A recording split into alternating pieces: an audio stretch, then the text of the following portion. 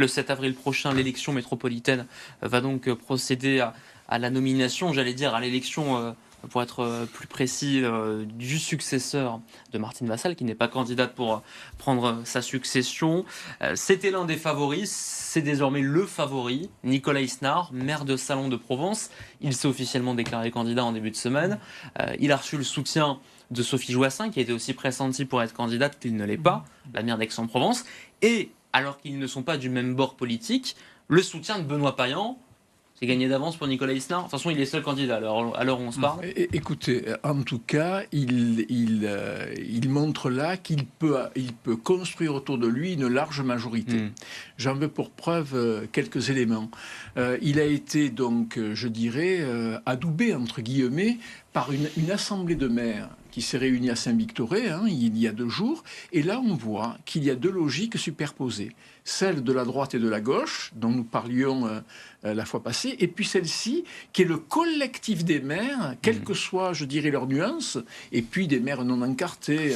Quelle que soit la taille de la commune aussi. Et des types de communes, de toutes petites, de moyennes, de plus importantes, qui font bloc. Donc il y a un mouvement, il y a une dynamique des territoires qui porte la candidature de Nicolas Isnard. Mais quand vous avez le soutien du maire de Marseille, quand on connaît déterminant. Quand on connaît les guéguerres qu'il y avait avec la précédente présidence, quand vous avez le soutien de Benoît Payan, c'est déterminant. Alors c'est déterminant parce que personne ne pouvait avoir la majorité absolue des 120 conseillers métropolitains à lui tout seul. Quand le maire de Marseille dit « OK », il amène avec lui 67 conseillers métropolitains. On le voit sur la projection de l'hémicycle, ça fait une majorité. 67 conseillers métropolitains.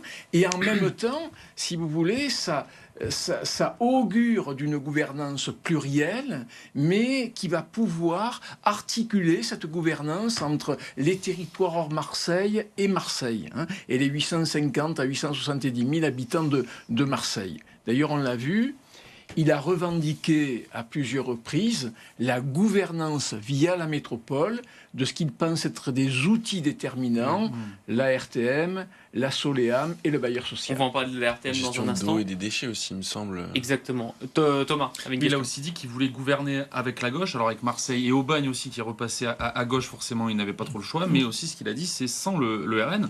Donc ça aussi, c'est un signal fort envoyé aux autres maires du département, forcément. Oui, cette gouvernance plurielle, droite-gauche, si on veut. Mais donc, en dehors du jeu de la gouvernance, le RN. Donc, du point de vue, j'allais dire, du pacte républicain, de ce que les politiques appellent le pacte républicain, qu'on ne peut pas, si vous voulez, constituer comme ceci, parce que sinon, ça voudrait dire que le RN est totalement hors pacte républicain. Mais ce qui est utilisé, je dirais, symboliquement dans le milieu politique, donc, il y a, si vous voulez, 2 blocs dans cette organisation politique. Une gouvernance plurielle droite-gauche et sans étiquette parfois, et aussi de l'autre côté le RN qui va se trouver à peut-être 37 ou un petit peu plus de conseillers métropolitains.